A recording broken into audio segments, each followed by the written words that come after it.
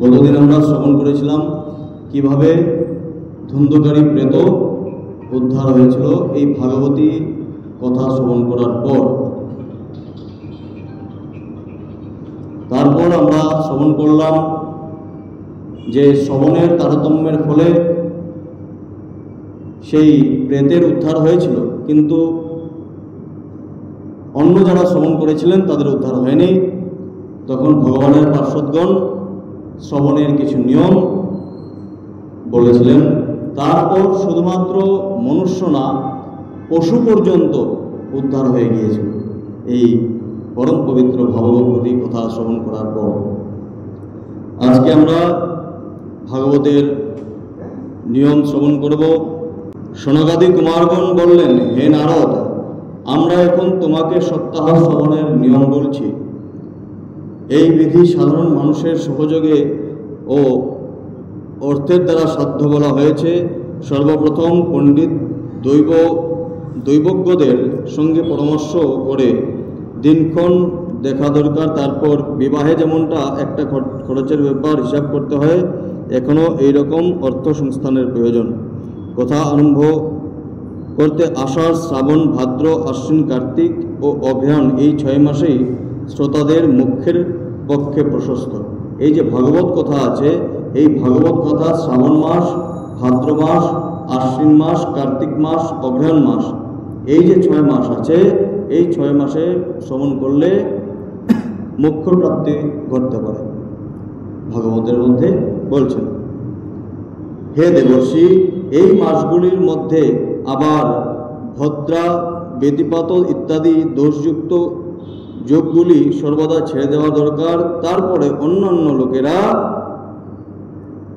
যারা এই ব্যাপারে উৎসাহী তাদের ডেকে বিভিন্ন কাজের দায়িত্ব দেওয়া প্রয়োজন। তারপর সর্বত্র এই খবর প্রচার করে দেওয়া দরকার যে ভাগবত কথা হবে, সকলের সহপরিবারে অংশগ্রহণ প্রার্থনা করবে। নারী এবং শূদ্রাদিগণ ভাগবত কথা এবং হরিসংকীর্তন থেকে দূরে রয়েছে, তাদের কাছেও যাতে সংবাদ পৌঁছায় এমন ব্যবস্থা করতে হবে, যাতে সবার কাছে পর্যন্ত এই ভাগবত কথা পৌঁছে যায়। কারণ ভাগবত সবার মঙ্গল সাধন করে, মোক্ষ প্রাপ্তির কারণ ঘটাতে পারে। তার জন্য যাতে কেউ এই ভাগবত কথা থেকে বঞ্চিত না হয়, এর প্রতিও ধ্যান দিতে হবে। সপ্তাহ যজ্ঞের নিয়মের কথা বলছেন। কোনো মাসের মধ্যে কোনো দোষ থাকলে, মল মাস যদি থাকে, তাহলে শ্রবণ করানো হবে না, এই সমস্ত নিয়ম বলছেন। আর বলছেন স্ত্রী শূদ্রাদি যারা রয়েছেন সবাইকে ভাগবত কথা শ্রবণ করাতে হয়, কারণ এর মধ্যে সবার অধিকার আছে শ্রবণের মধ্যে। দেশে বিদেশে যেসব ভক্তবৃন্দ এবং হরিসংকীর্তন প্রেমী রয়েছেন তাদের কাছে অবশ্যই নিমন্ত্রণপত্র পাঠানো দরকার। সেই নিমন্ত্রণপত্র লেখাও বিধি এরকম বলা হয়েছে, হে মহানুভবগণ, যেখানে সপ্তাহব্যাপী সৎপুরুষের অতি দুর্লভ সম্মেলন হবে এবং অপূর্ব রসময়ী শ্রীমদ্ ভাগবত কথা পাঠ হবে, আপনারা ভাগবতের রসের রসিক, এতএব শ্রীমদ্ ভাগবতামৃত পান করতে প্রেম ভরে সত্তর আগমন করুন। এইভাবে যারা প্রেমিকগণ রয়েছেন, যারা ভাগবত কথাবাচকগণ রয়েছেন, তাদেরকে এইভাবে নিমন্ত্রণ পাঠাতে হয়, নিজে গিয়ে নিমন্ত্রণপত্র দিতে হয়। যদি বিশেষ কোনো কার্যবশত 7 দিনের জন্য যোগ দিতে না পারেন, তাহলে অত্যন্ত 1 দিনের জন্য অবশ্যই কৃপা করে আসবেন। এরকম বিনীতভাবে তাদের নিমন্ত্রণ করতে হবে। যারা আসবেন তাদের উপযুক্ত বাসস্থানের ব্যবস্থা করতে হবে। এইসব বলছেন যে যারা আসবে তাদের থাকার ব্যবস্থা করতে হবে, 1 দিনের জন্য হলো আসতে হবে, এরকম বলতে হবে। যেখানে বেশ বড় সড়ো খোলা জায়গা আছে সেখানেই কথাস্থল হওয়া উচিত।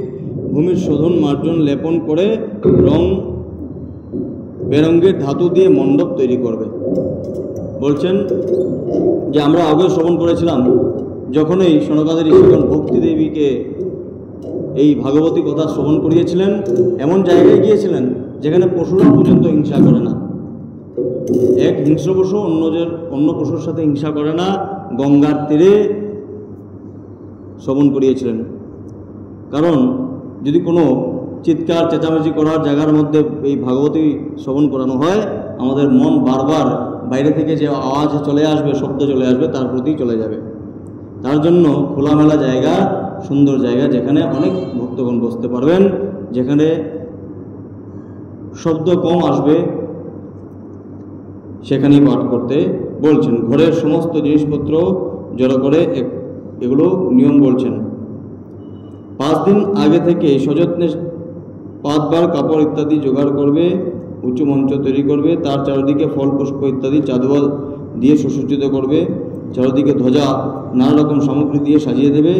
সেই মঞ্চের এখানে নিরাসক্ত ব্রাহ্মণদের ডেকে ডেকে বসাবে। সামনে দিকে তাদের জন্য যথাযোগ্য আসন তৈরি রাখবে। তার পেছনে বক্তা পাঠকের জন্য এক দিব্য সিংহাসনের ব্যবস্থা রাখবে। পাঠকের মুখ যদি উত্তর দিকে হয়, শ্রোতাদের মুখ পূর্বমুখী হবে। আর পাঠক যদি পূর্ব দিকে মুখ করে বসেন, তবে শ্রোতারা উত্তরমুখী হয়ে বসবেন, এর প্রয়োজন।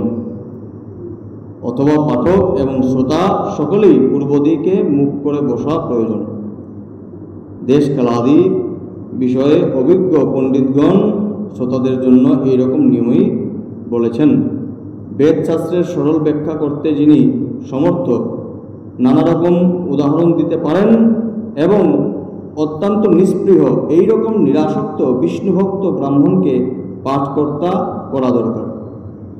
শুধু ব্রাহ্মণ হলে হবে না, যোগ্য হতে হবে।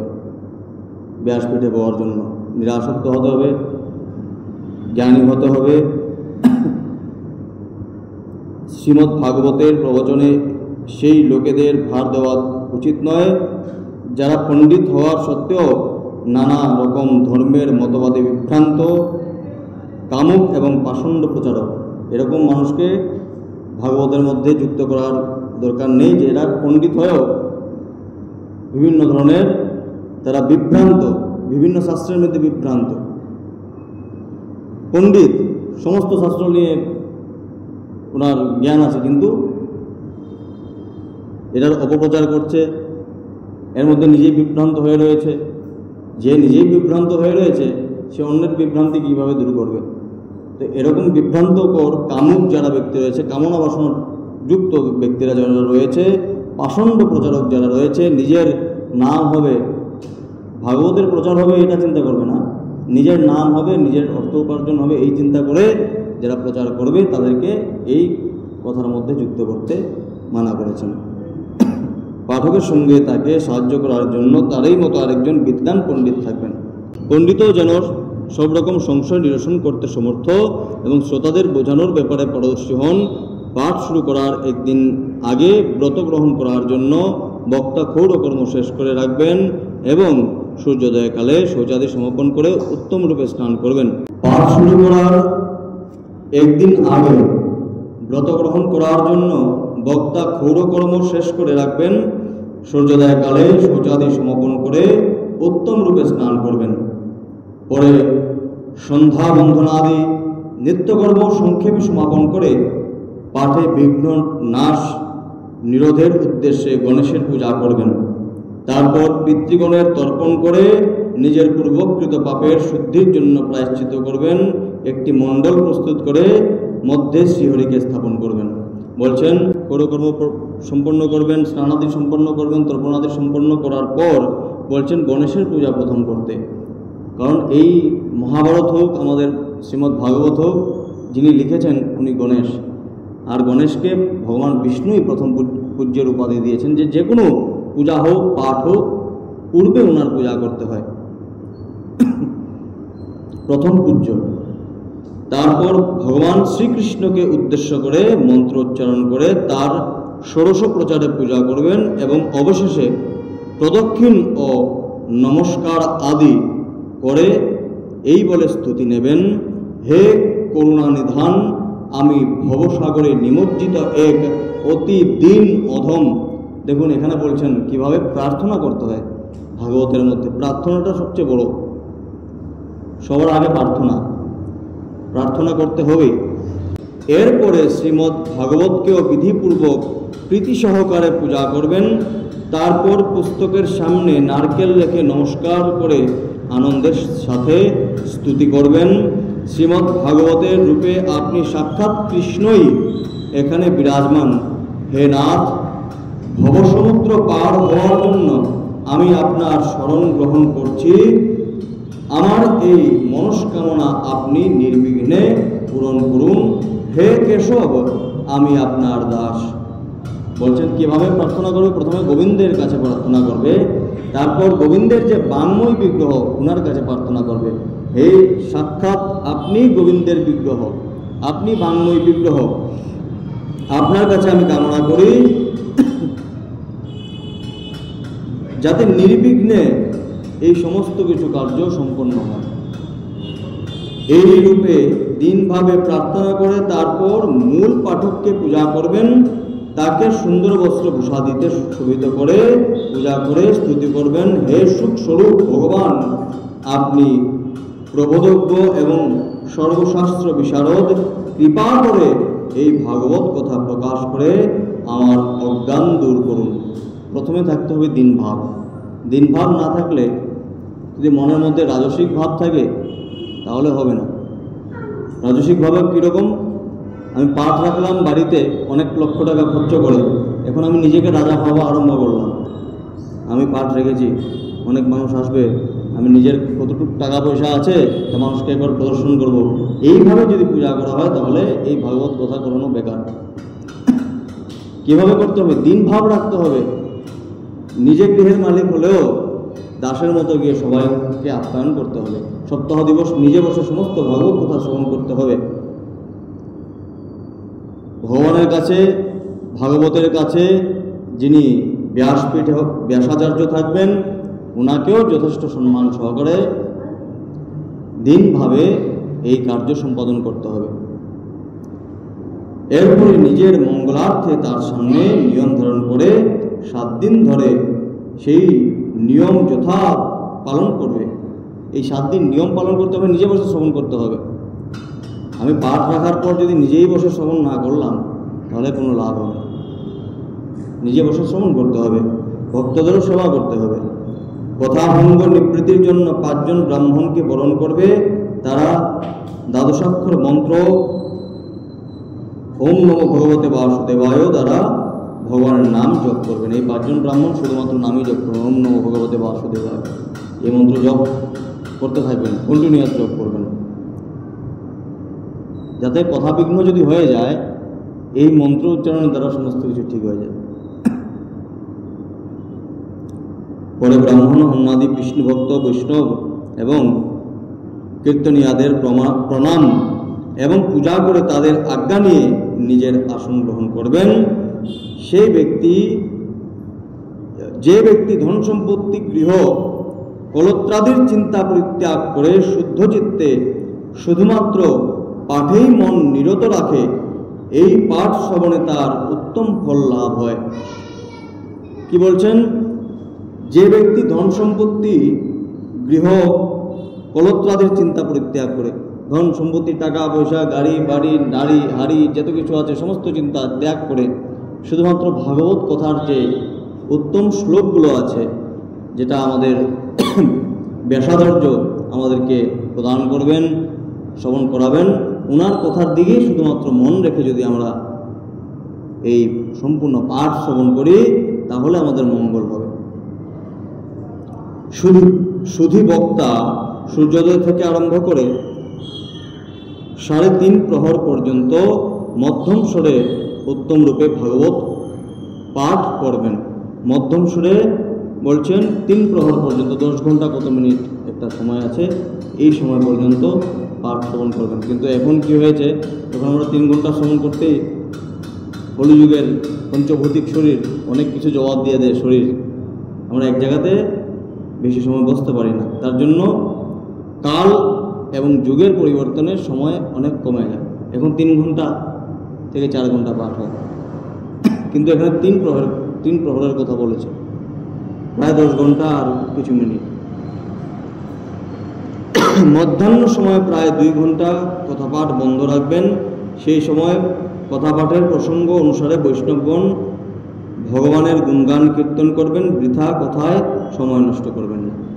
বলছেন যদি 2 ঘন্টা বন্ধ রেখে কথা বিশ্রাম নিতে হবে, আর ওই সময় হরিনাম সংকীর্তন করতে হবে, যাতে আমাদের মনটা অন্যদিকে না যায়।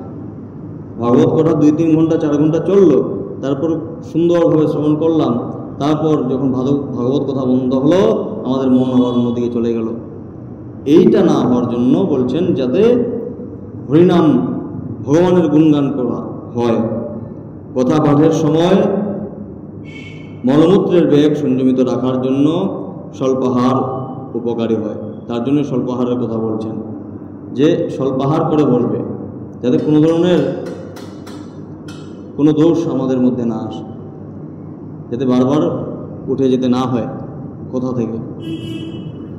এই জন্য শ্রোতারা একবার মাত্র হবিষান্ন গ্রহণ করবেন, সমর্থ থাকলে 7 দিন উপবাস করে কেবলমাত্র ঘি বা দুধ পান করে কথা শ্রবণ করবেন। আজকে যেগুলো কথা হচ্ছে অনেক ইম্পর্টেন্ট কথা।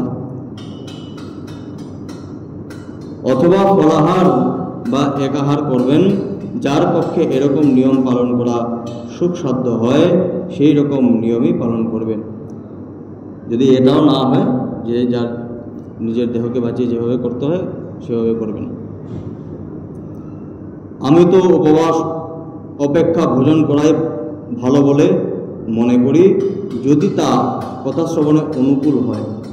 বলছেন আমি তো উপবাস থেকে ভোজন গ্রহণ করাটাই সবচেয়ে ভালো মনে করি, যাতে মানে বসে ভাগবত কথা শ্রবণ করছে আর বারবার খিদে পাচ্ছে আর খাওয়ার দিকে মন যাচ্ছে, তাহলে ভাগবত শ্রবণ হবে না। এর থেকে উপবাস থেকে সর্বশ্রেষ্ঠ হলো কিছু খেয়ে যাতে কোনো ধরনের খাওয়ার পর অন্য কোনো প্রবলেম না হয়। খাবার পর ভগবত কথা শ্রবণ করো, একদম আনন্দ চিত্তে শ্রবণ করো, কিন্তু শ্রবণ করতে হবে, শ্রবণ করাটা মেন। তখন একদম খাবার দাবার করে শ্রবণ করতে বসলাম আর ঘুম পাচ্ছে, হবে না। আমাদের নিদ্রা সঠিক সময়ে নিদ্রা চলে আসে, এই ভাগবত কথা শোনার সময় নিদ্রা চলে আসে। উপবাস করলে যদি কথা শ্রবণে কষ্ট উপলব্ধি হয় তাহলে সেই নিয়ম কোনো কাজের নয়। হে নারদ, নিয়ম পালন করে যারা সপ্তাহব্যাপী কথা শ্রবণ করে তাদের সেই নিয়ম শ্রবণ করুন। যারা বিষ্ণু মন্ত্রে দীক্ষা গ্রহণ করেনি তারা এই কথা শ্রবণের অধিকারী নয়। নিয়ম পালন করে যে কথা শ্রবণ করবে সে ব্রহ্মচর্য পালন, ভূমিশয্যা গ্রহণ এবং পরদিন কথা শ্রবণের পর পাতায় ভোজন রেখে ভোজন করবে। ডাল, মধু, তেল, গরিষ্ঠ অন্ন, দূষিত পদার্থ এবং বাসি অন্ন কথা শ্রবণকারীর নিত্য ত্যায্য। যারা মোক্ষ প্রাপ্তি করতে চায়, এই কথা কাদের জন্য বলা হয়েছে? যারা মোক্ষ প্রাপ্তি করতে চায় তারা এরকমভাবে কথা শ্রবণ করতে হবে। যেগুলো খাদ্য আমাদের শরীরের মধ্যে দোষের সৃষ্টি করে সেই সব খাদ্য থেকে আমাদের দূর থাকতে হবে। ভূমিতে শয্যা গ্রহণ করতে হবে, পাতার মধ্যে, অর্থাৎ পাতা মানে কি এই কলা পাতার মধ্যে ভোজন করতে হবে। এগুলো মোক্ষ প্রাপ্তি যারা করতে যায়, ঈশ্বর প্রাপ্তি যারা করতে যায় তাদের এই নিয়ম করতে হবে। কি বলেছিলেন প্রথমে আরম্ভতে? যারা মোক্ষ প্রাপ্তি করতে চায় তারা কীরকম নিয়ম পালন করবে? এই নিয়ম মোক্ষ প্রাপ্তি যারা করতে চায় তাদের জন্য। যদি সঠিকভাবে কেউ পাঠ শ্রবণ করে 1 সপ্তাহের মধ্যেই সে ভগবানের কৃপা পেতে পারে, যদি সঠিকভাবে সে শ্রবণ করে। নাহলে সারা জীবন শ্রবণ করলে কোনো লাভ হবে না, কিন্তু সঠিকভাবে শ্রবণ করলে 1 সপ্তাহ অনেক বেশি। ভগবানের কৃপা এই 1 সপ্তাহের মধ্যেও আমরা প্রাপ্ত করতে পারব। ডাল, মধু, তেল, গরিষ্ঠ অন্ন, ভাব দূষিত পদার্থ, বাসি অন্ন কথা শ্রবণকারীর নিত্য ত্যায্য। কাম, ক্রোধ, মদ, অভিমান, মাৎসর্য, লোভ, দম্ভ, মোহ এবং দেশ থেকে সর্বদা দূরে থাকবে। এই কথা শ্রবণের যদি মোক্ষ প্রাপ্তি করতে চায় কেউ, যারা চায় না তাদের জন্য, যারা চায় তাদের জন্যই নিয়ম দেওয়া হচ্ছে। বেদ, বৈষ্ণব, ব্রাহ্মণ, গুরু, গোসেবক এবং স্ত্রী, রাজা এবং মহাপুরুষদের নিন্দা থেকে দূর থাকতে হবে। কার কার নিন্দা থেকে দূর থাকতে হবে? ভাগবত কথার দ্বারা মঙ্গল সাধন করার জন্য নিজের বেদ, বৈষ্ণব, ব্রাহ্মণ, গুরু, গোসেবক যারা গোমাতার সেবা করে, স্ত্রী জাতি যারা রয়েছে, রাজা এবং মহাপুরুষদের নিন্দা করা চলবে না। নিয়মপূর্বক কথা শ্রবণকারী রজস্বলা নারী অন্তেজ, ম্লেচ্ছ, পতিত, গায়ত্রীহীন দ্বিজ, ব্রাহ্মণ দেশী এবং বেদ নিন্দুকের সাথে বাক্যালাপ করবে না। বলছেন কেউ যদি আসে, এরকম অনেকেই আসে ভাগবত কথা শ্রবণ করার জন্য, আমাদের ভূমিত করার জন্য, এসে তো সুন্দর ভাগবত কথা শ্রবণ করছে, তার কথার মধ্যে একটু ব্যাঘাত দিয়ে আসে। তখন কার থেকে কার সাথে সঙ্গ করতে না করেছেন, রজস্বল নারী, অন্তেজ, ম্লেচ্ছ, পতিত, গায়ত্রীহীন দ্বিজ, যারা গায়ত্রী ত্যাগ করেছেন এমন দ্বিজ, ব্রাহ্মণগণ যারা গায়ত্রী জপ করেন না, এরকম ব্রাহ্মণ দেশী যারা রয়েছেন, বেদকে যারা নিন্দা করেন, তাদের সাথে বাক্যালাপ করতে না করেছেন। কারণ তাদের সাথে বাক্যালাপ করলে কি হবে, তাদের যে নেগেটিভ কথাগুলো আছে আমাদেরকে শ্রবণ করাবে, নিন্দা করবে অন্যের কথায় আমাদের কাছে এসে। দেখবেন আমাদের মন হলো ভাগবতের মধ্যে দেওয়া দরকার, তারা কী করবে, আমাদের মন অন্যদিকে নিয়ে যাবে। আর অন্যদিকে কারো নিন্দা করলে মানুষের এটা স্বভাব, সেও এর মধ্যে যোগ দেবে, যেই হোক যোগ দিবেই, এক দুটা কথা সেও বলবে। তখন কি হবে, আমাদের এই সম্পূর্ণ ফল নষ্ট হয়ে যাবে। সর্বদা সত্য, শৌচ, দয়া, মৌন, সরলতা, বিনয়, উদারতা এইসব গুণকে আশ্রয় করবে। দেখবেন যখন সাধুসঙ্গ হবে, সাধুদের সাথে মিলে যখন আপনি ভাগবত কথা শ্রবণ করবেন, আপনার মন যেমনই থাকুক আপনার শ্রবণ ভালো হবে, যেরকমই থাকুক। স্থান ভেদেও আমাদের শ্রবণের বিভিন্ন, আপনারা বসে যান। নির্ধন, ক্ষয়রোগী, রোগগ্রস্ত, ভাগ্যহীন, পাপী, পুত্রহীন, মুমুক্ষ ব্যক্তিও এই কথা শ্রবণ করবে। এই কথা কে কে শ্রবণ করতে পারবে? সবাই শ্রবণ করতে পারবে। বলছেন নির্ধন, যার ধন নেই, ক্ষয়রোগী, রোগগ্রস্ত, ভাগ্যহীন, পাপী, পুত্রহীন, মুমুক্ষ ব্যক্তি। মুমুক্ষ ব্যক্তি মানে যারা মুক্তি লাভ করতে চায়, এই কথা শ্রবণ করবে। সবার অধিকার আছে, সবাই নিজেকে মুক্ত করার অধিকার আছে। ঋতুবন্ধনারী, একটি সন্তানের পর সন্তান, সম্ভাবনাষ্ট, বদ্ধা, যার সন্তান হয়ে বাঁচে না, গর্ভপাত হয়ে যায়, অত্যন্ত শ্রদ্ধা সহকারে এই কথা শ্রবণ করবে। এরা সকলে যদি বিধিমতো কথাপাঠ শ্রবণ করে তবে অক্ষয় ফল লাভ হবে। এই অত্যুত্তম দিব্য কথা কোটি যজ্ঞের ফল দান করে।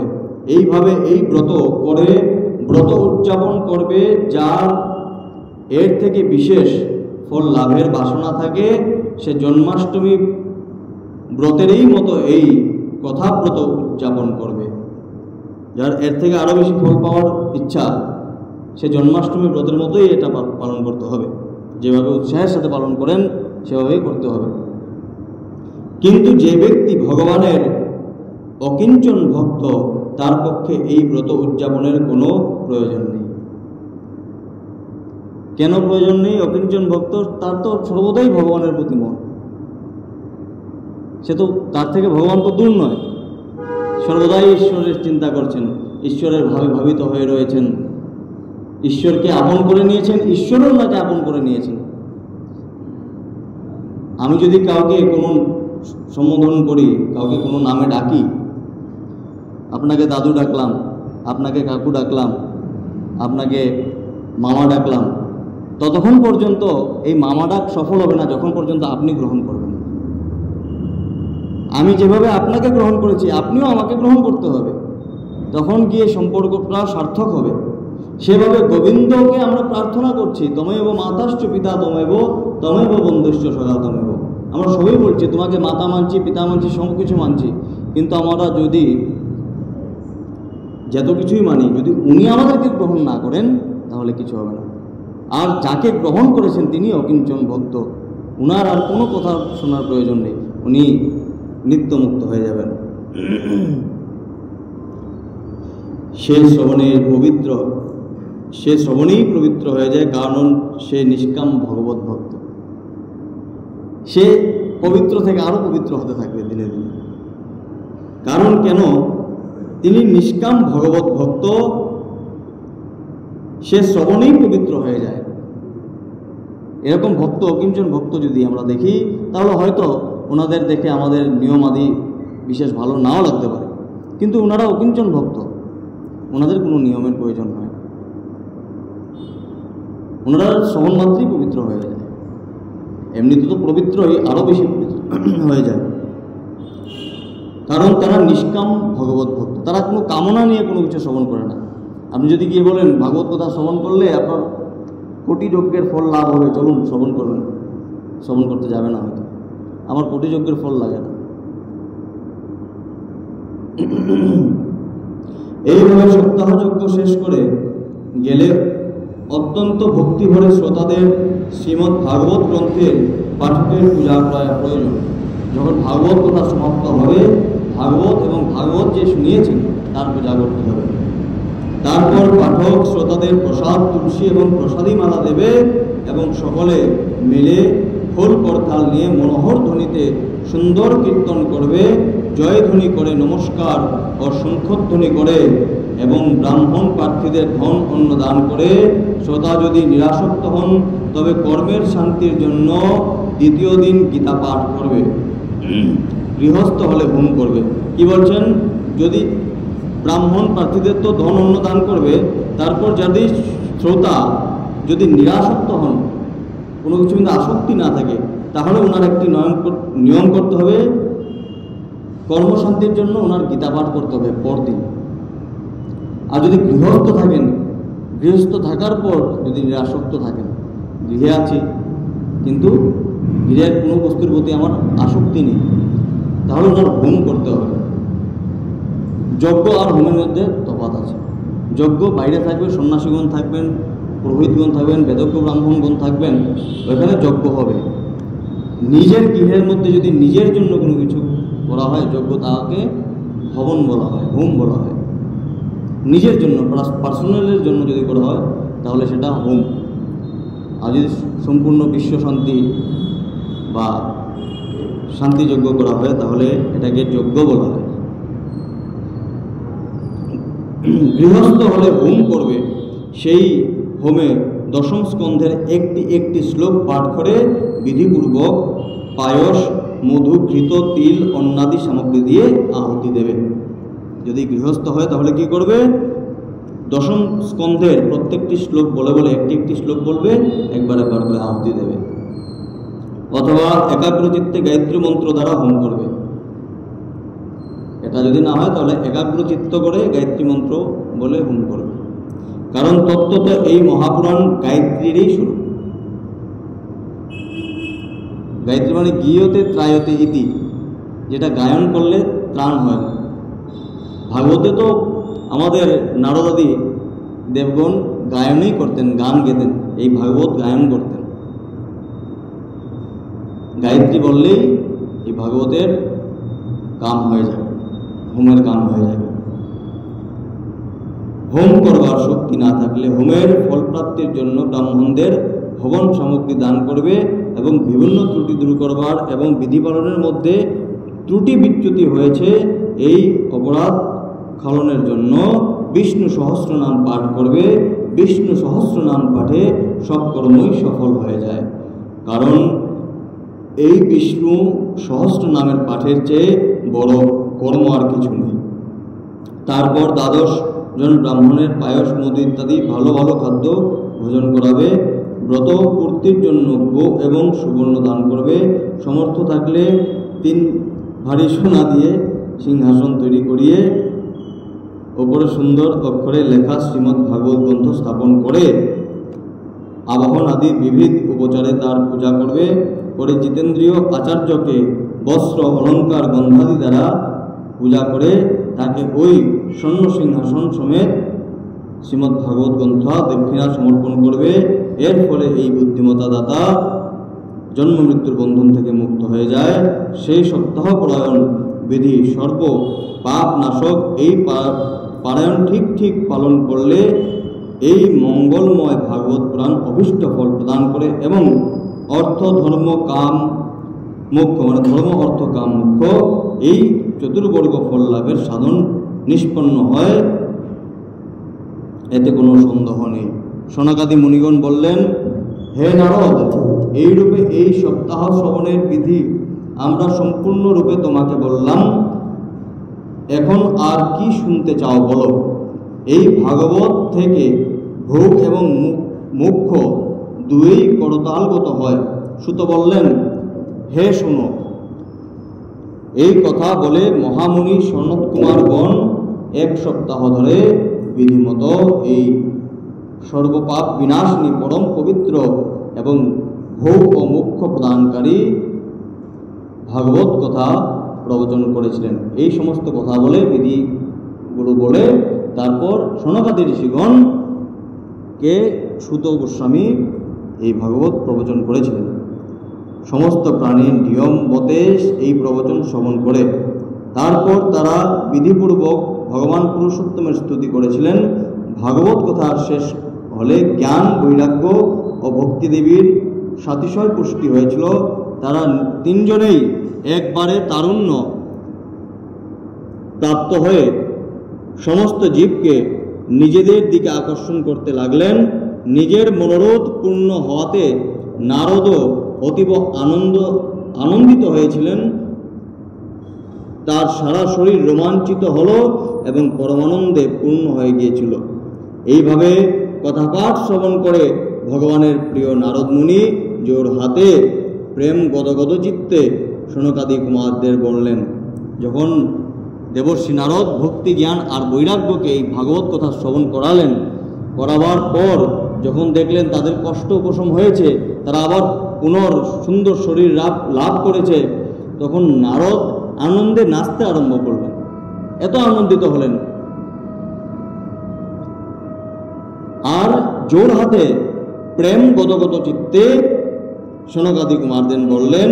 নারদ বললেন, আমি ধন্য হলাম, আপনারা করুণা করে আমাকে বড়ই অনুগৃহীত করেছেন। আজ আমি সর্বপাপ হারি ভগবান শ্রীহরিকে লাভ করলাম।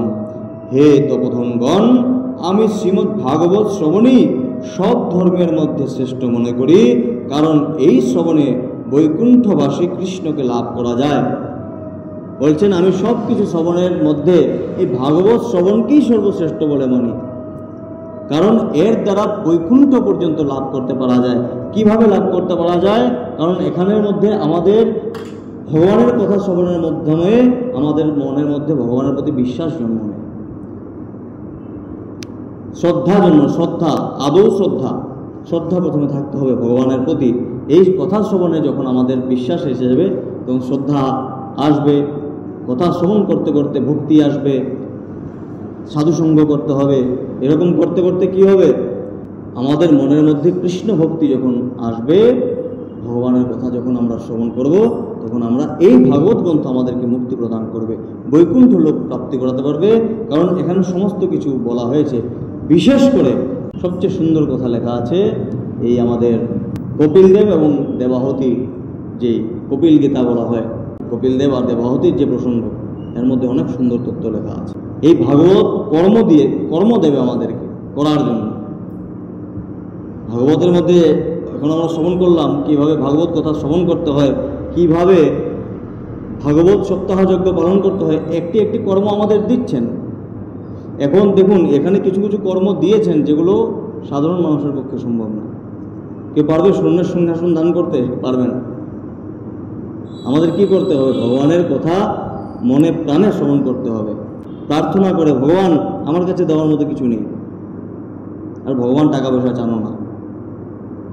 ভগবান চান যে ভক্ত আমাকে প্রাপ্তি করার জন্য পৃথিবীতে জন্ম হয়েছে, সেজন্য আমাকেই প্রাপ্তি করে, যাতে না ভুলে আমাকে। এই কথা চিন্তা করেন ভগবান। তার জন্য সপ্তম অধ্যায়ে বলছেন অর্জুনকে, মনুষ্যের জন্ম হয়েছে একমাত্র আমাকে প্রাপ্তি করার জন্য। এই কথা যদি তার মনে পড়ে যায়, তাহলে তার পরমাগতি লাভ হবে।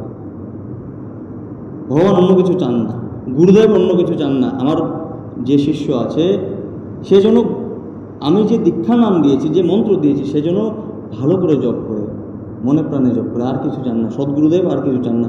সেভাবে ভগবানও চান যাতে ভক্ত আমার দিকে আর আমার ভক্তদের দিকে, বৈষ্ণবদের দিকে, ব্রাহ্মণদের দিকে, সমস্ত মানবদের দিকে, যার মধ্যে প্রাণ আছে তার মধ্যে কৃষ্ণ আছে, সবার প্রতি যাতে তার সমভাব থাকে। এর থেকে আর ভগবান কি চাইবেন? সোনা দানা সিংহাসন কিছু চাইবেন না। কিছু দরকারই নেই, উনি সব কিছু ওনার থেকে সৃষ্টি হয়েছে, ওনার কি দরকার হবে, সবের মালিক তো উনি। সুত বললেন, হে শোনক, বৈষ্ণব শ্রেষ্ঠ নারদ এই কথা বলছেন। এমন সময় ভ্রমণ করতে করতে যোগেশ্বর সুখদেব এসে উপস্থিত হলেন। এই কথা বলতে বলতে সুখদেব গোস্বামী চরণ সেখানে এসে উপস্থিত হলেন। কথা সমাপ্ত হওয়া মাত্রই ব্যাসনন্দন সুখদেব ওখানে এলেন। 16 বছর বয়সে সুখদেব আত্মানন্দে পূর্ণ জ্ঞানরূপী মহাসাগরে সংবর্ধন করার জন্য চন্দ্রের মতো ছিলেন।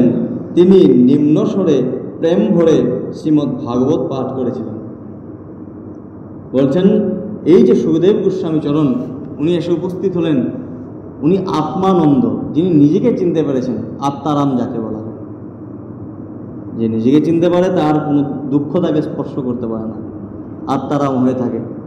সুখদেব গোস্বামী চরণ সেখানে এসে উপস্থিত হয়েছিলেন, তিনি আত্মারাম হয়ে রয়েছিলেন, ব্রহ্মানন্দ যাকে বলা হয়, বা অন্য এখানে বলা হচ্ছে যে আত্মানন্দ। আত্মানন্দপূর্ণ জ্ঞানরূপী মহাসাগরকে সংবর্ধন করার জন্য চন্দ্রের মতো ছিলেন।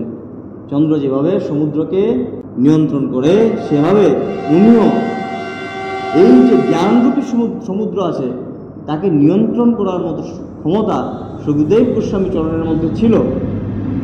কারণ ভগবান শিবশঙ্কর নিজেই বলছিলেন যে ভাগবত শুধুমাত্র আমি বুঝি, আর সুখদেব গোস্বামী বুঝে। ব্যাসদেব বুঝতেও পারেন, নাও বুঝতে পারেন। তিনি নিম্নস্বরে প্রেম ভরে শ্রীমদ্ ভাগবত পাঠ করেছিলেন। পরম তপস্বী সুখদেবকে দেখে সভাস্থ সকলে তড়িৎ গতিতে উঠে দাঁড়ালেন এবং তাকে একটি উচ্চাসনে বসালেন। যখন দেখলেন যে সুখদেব গোস্বামী চরণ এসে উপস্থিত হয়েছেন, সবাই অনতিবিলম্বে সেখান থেকে নিজের স্থান থেকে দাঁড়িয়ে পড়লেন। তারপর দেবশ্রী নারদ তাকে শ্রদ্ধাপূর্বক পূজা করলেন। দেবশ্রী নারদ কী করলেন? শ্রদ্ধা সহকারে ওনার পূজা করলেন। দেবশ্রী নারদ তো কত আগে থেকে, সুখদেব গোস্বামী চরণের জন্মের কত আগে থেকে, যখন ওনাদের তো জন্ম হয় না, প্রকট হওয়ার অনেক আগে থেকেই উনি আছেন। কিন্তু যখন সুখদেব গোস্বামী চরণ সেখানে এসে উপস্থিত হলেন, তখন নিজে গিয়ে পূজা করলেন। এটাই দিন ভাব। আসলে শরীরের বয়সের বয়স না। আমরা কাউকে যদি পূজা করি, কাউকে শ্রদ্ধা করি, কেন শ্রদ্ধা করি? তার গুণের জন্য শ্রদ্ধা করি। ভগবানের কাছে গুণ আছে, তার জন্য শ্রদ্ধা করি। অসুরের গুণ নেই, তার অবগুণ ভর্তি, তার জন্য আমরা তাকে শ্রদ্ধা করি না। আমরা বৈষ্ণবকে কেন শ্রদ্ধা করি, ব্রাহ্মণকে কেন শ্রদ্ধা করি?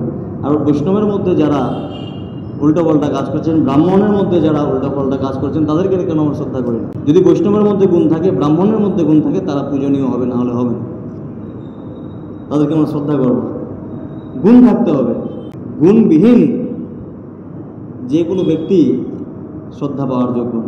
যখন সুখদেব গোস্বামী চরণ 16 বছরের সুখদেব গোস্বামী চরণ সেখানে এসে উপস্থিত হলেন, সমস্ত তপস্বীগণ সেখানে নিজের স্থান থেকে দাঁড়িয়ে পড়লেন। স্বয়ং ভগবানের পরম পার্শ্বদ দেবর্ষী নারদ এসে ওনার পূজা করলেন। তিনি সুখাসনে বসে বললেন, আপনারা আমার নির্মল বাণী শ্রবণ করুন। উনি সুখাসনে বসলেন সুখদেব গোস্বামী চরণ এবং বললেন, আপনারা আমার নির্মল বাণী শ্রবণ করুন। সুখদেব বললেন, হে রসিক, হে ভাবুক সভাসদগণ, এই শ্রীমদ্ ভাগবত বেদরূপ কল্পবৃক্ষের পরিপক্ক ফল। এই সুখদেবরূপ সুখমুখের সংযোগ হয় ইনি অমৃত রসে পরিপূর্ণ। বলছেন যে এই যে ভাগবত কথা আছে, এটা অমৃতের মতো। সুখদেব গোস্বামী চরণ যখন নিজের মুখারবিন্দে এই কথা শ্রবণ করিয়েছেন, এটা আরও মহামৃত হয়ে উঠেছে, শ্রবণে আরও সরল হয়ে উঠেছে। এ কেবল রস আর রস, এর মধ্যে না খোসা আছে না বিচি আছে। এই লোকেই এই ভাগবত সুলভ। দেহের যতক্ষণ প্রাণ থাকে ততক্ষণ আপনারা বারবার এই রস পান করুন। বলছেন যতদিন পর্যন্ত দেহ আছে বারবার এই রস পান করুন। দেখুন, আগে শ্রবণ করিয়েছিলেন, আমি কাউকে বলছি না, আগে শ্রবণ করেছিলেন সনকাদি ঋষিগণ, ওনারা জ্ঞান মার্গে ছিলেন। এখন ভক্তি মার্গে আসলেন। জ্ঞান মার্গের যারা পাঠ করলেন, জ্ঞানের কথা বললেন। ভক্তি মার্গে যারা যিনি পাঠ করছেন, যিনি শ্রবণ করাচ্ছেন, দেখুন উনি হৃদয়কে স্পর্শ করে বলছেন। মহামুনি ব্যাসদেব শ্রীমদ্ ভাগবত পুরাণ রচনা করেছেন। এর মধ্যে নিষ্কপট নিষ্কাম ধর্মের নিরূপণ রয়েছে। নিষ্কপট আর নিষ্কাম ধর্মের নিরূপণ রয়েছে। এই কথা কে ধরিয়ে দিচ্ছেন? আমাদের সুখদেব গোস্বামী চরণ। যিনি নিজে নিষ্কাম, তিনি নিষ্কাম কথা শ্রবণ করাতে পারবেন। যার কাছে যেটা আছে সেটাই তো দিতে পারবেন, এছাড়া তো কিছু দিতে পারবেন না। যিনি ত্যাগী আছে তিনি তো আপনাকে ত্যাগ শেখাতে পারবেন।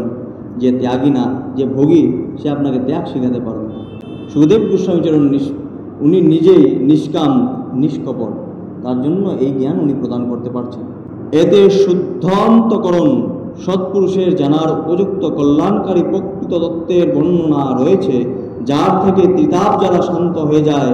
এর স্মরণ গ্রহণ করলে অন্য কোনো শাস্ত্র বা সাধনের আবশ্যকতা থাকে না। যখন কোনো পুণ্যবান ব্যক্তি এর শ্রবণের ইচ্ছা করেন, তখনই ভগবান পরমেশ্বর তার হৃদয়ে অবরুদ্ধ হয়ে যান। এই ভাগবত পুরাণসমূহের তিলক এবং বৈষ্ণবদের পরম ধন। বলছেন, যদি কোনো ভক্তের হৃদয়ের মধ্যে একবারও এসে যায় আমি ভাগবত কথা শ্রবণ করব, ভগবান এটা পূরণ করে দেন। আর বলছেন, এই যে ভাগবত শাস্ত্র আছে সেই সমস্ত পুরাণের মধ্যে এটা তিলক স্বরূপ।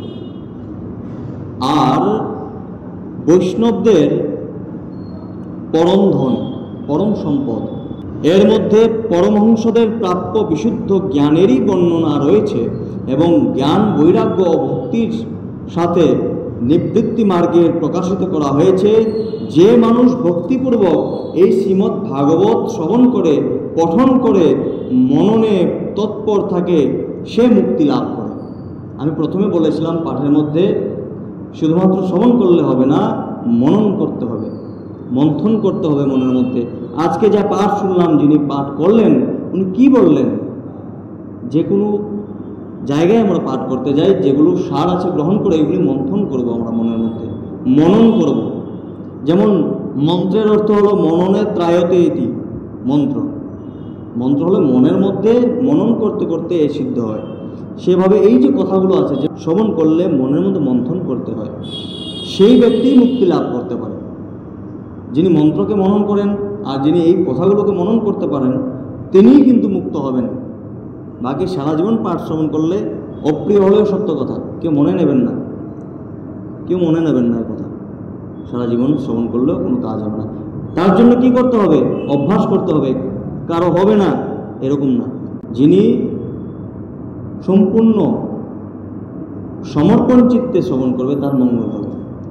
এখানে বলেননি যে এখানে তো কি বলেছেন, পাপী তাপী যেই হোক শ্রবণের মাধ্যমে তার পরম মঙ্গল হয়। ধুন্ধুকারী এত বড় প্রেত, এত পাপ করেছে, তারপরেও তো ওনার মুক্ত হয়েছে, পার্শ্ব হতে পেরেছেন। আমরা কেন পারবো না? আমরা মনকে একাগ্রচিত্ত করতে হবে। এই রস স্বর্গলোক, সত্যলোক, কৈলাস, বৈকুণ্ঠেও নেই। আর এই জায়গাগুলোতে আমরা যেতেও পারবো না, আমরা মর্তধামেই পাবো। এখানে পেয়ে এখান থেকে যেতে হবে আমাদের। কি বলছেন? যে ভাগবত যে কথা আছে, সুখদেব গোস্বামী চরণ বলছেন, এই পৃথিবী ছাড়া কোথাও পাবে না। স্বর্গেও তো নেই, নাহলে তো স্বর্গের সমস্ত দেবতারা মুক্ত হয়ে যেত। তাও তো মুক্ত না, তাও তো কর্মবন্ধনেই ফেসে রয়েছে। তাই হে ভাগ্যবান শ্রোতাবৃন্দ, তোমরা এই রস খুব করে পান করো, একে কখনো ছেড়ো না, ছেড়ো না। উনি বলছেন একে মন ভরে পান করো, তোমরা ছেড়ো না, ছেড়ো না, দুবার বলছেন। এই পাঠ শ্রবণ কখনো ছেড়ো না। শ্রবণ করতে করতে করতে করতে আমাদের সমস্ত পাপ দূর হলে তখন আমাদের হৃদয়ের মধ্যে এই কথা প্রবেশ করবে। আমরা কি জানি, পূর্বজন্ম এরকমও হতে পারে যে আমাদের সপ্তাহ শ্রবণ দুবার করলেও আমাদের পাপ দূর হয়ে আমরা শ্রবণের উপযোগী হয়ে উঠতে পারি। আমরা কেউ কিছু জানি না, কর্মফল কেউ বলতে পারবে না ভগবান ছাড়া। সুত বললেন, সুখদেব এইসব বলেছিলেন এমন সময় ওই সবার মধ্যে প্রহ্লাদ, বলি, উদ্ধব, অর্জুনাদি পার্শ্বদের সাক্ষাৎ শ্রীহরি আবির্ভূত হলেন। নিতাই গৌর হরি। উনি কথা বলতে বলতে, দেখুন সুখদেব গোস্বামী যখন কথা বলছেন, এর মধ্যে এসে উপস্থিত হলেন প্রহ্লাদ, বলি মহারাজ, উদ্ধব, অর্জুনাদি পার্শ্বদের নিয়ে ভগবান স্বয়ং উপস্থিত হলেন। তখন দেবর্ষি নারদ ভগবান এবং তার ভক্তদের যথাযথ পূজা করলেন। ভগবানকে খুশি দেখে দেবর্ষি তাকে একটা বিশাল সিংহাসনে বসালেন। ভগবানকে খুশি দেখে। ভগবান দেখছেন এখানে কথা হচ্ছে, আর কথা কে শ্রবণ করাচ্ছেন? প্রথমে শ্রবণ করালেন সনকাদি ঋষিগণ, সুত গোস্বামী, এখন সুখদেব এখন এসে উপস্থিত হলেন ভগবান সপার্ষদ নিয়ে, যে আমার পরম ভক্ত কথা শ্রবণ করাচ্ছে, আমি গিয়ে উপস্থিত হই। আর ভগবানকে প্রসন্ন চিত্ত দেখে, আনন্দিত দেখে, ভগবানের কথা হচ্ছে, সুখদেব গোস্বামী চরণ পাঠ করছেন, উনি আরও আনন্দিত হয়ে পড়লেন। ভগবান নিজে উপস্থিত হলেন, আনন্দিত দেখে ভগবানকে একটি সুন্দর সিংহাসন দিলেন বসার জন্য। সকলে মিলে তার সামনে সংকীর্তন করতে লাগলেন। সেই সংকীর্তন দেখার জন্য পার্বতীকে নিয়ে মহাদেব ব্রহ্মাও এলেন। কীর্তন আরম্ভ হলো। প্রহ্লাদ তো চঞ্চল গতি ফুর্তিতে হাওয়াতে করতাল বাজাতে লাগলেন, উদ্ধব কাশি বাজাতে লাগলেন, দেবর্ষী নারদ বীণা বাজাতে লাগলেন, স্বর বিজ্ঞানে সঙ্গীত বিদ্যায় কুশল অর্জুন রাগ আলাপ করতে লাগলেন, ইন্দ্র মৃদঙ্গ বাদ্য বাজাতে আরম্ভ করলেন, সনগাদি কুমারগণ মাঝে মাঝে জয়ধ্বনি করতে লাগলেন, এবং এদের সকলের অগ্রভাগে সুখদেব মাঝে মাঝে সরস অঙ্গিভঙ্গি করে ভাব প্রকাশ করতে লাগলেন, অঙ্গিভঙ্গি করতে লাগলেন বিভিন্ন ধরনের। এদের সকলের মধ্যে পরম তেজস্বী ভক্তি জ্ঞান ও বৈরাগ্যের নর্তকের মতো নৃত্য করতে লাগলেন, সবাই নৃত্য করতে লাগলেন ভগবানের ভাবে ভাবিত হয়ে। এই রকম অলৌকিক কীর্তন দেখে ভগবান অত্যন্ত প্রসন্ন হলেন এবং এই রকম বলতে লাগলেন, আমি তোমাদের এই কথা পাঠ এবং কীর্তনে অতীব প্রসন্ন হয়েছি। তোমাদের এই ভক্তিভাব দিয়ে তোমরা আমাকে বশীভূত করে ফেলেছ। অতএব তোমরা আমার কাছে বর প্রার্থনা করো। ভগবান এত প্রসন্ন হলেন, সবাইকে বলছেন, তোমরা যে কীর্তন করেছ, তোমরা যে আমার সামনে এত আনন্দ করেছো, আমি অনেক প্রসন্ন হয়েছি, তোমরা সবাই বরদান চাও, আমি সবাইকে বরদান দেব। ভগবানের এইরূপ কথা শুনে অতিশয় আনন্দিত হলেন এবং প্রেমাদ্র চিত্তে তাকে বললেন, হে ভগবান, আমরা এই ইচ্ছা করি যে ভবিষ্যতেও যেখানে যেখানে সপ্তাহ পরায়ণ হবে সেখানে আপনি পার্শ্বদের নিয়ে অবশ্যই উপস্থিত থাকবেন। বলো ভক্তবৎসল ভগবানের কি। বলছেন যেখানে যেখানে এই পাঠ হবে ভগবান এই বরদানই চাই। সবাই মিলে বলছেন ভক্তগণ, যেখানে যেখানে পাঠ হবে, যেখানে যেখানে পারায়ণ হবে, আপনি সপার্শ্বদ যেভাবে আজকে উপস্থিত হয়েছেন সবাইকে নিয়ে সেখানে উপস্থিত হবেন। এই সুন্দর মনোহর কথা শ্রবণ করে আজকের পাঠের বিশ্রাম দিলাম। যদি কথার মাধ্যমে কোনো ভুল ত্রুটি হয় সগুণে আমাকে ক্ষমা করবে। শ্রীমদ্ ভাগবত প্রেমানন্দে হরি হরি বল মন, হরি হরি বল বল, হরি মধুর প্রেম ধ্বনি কহ। শ্রী রাধে কৃষ্ণ বলে প্রভু নিতাই চৈতন্য অদ্বৈত শ্রীমতী রাধারানী কি।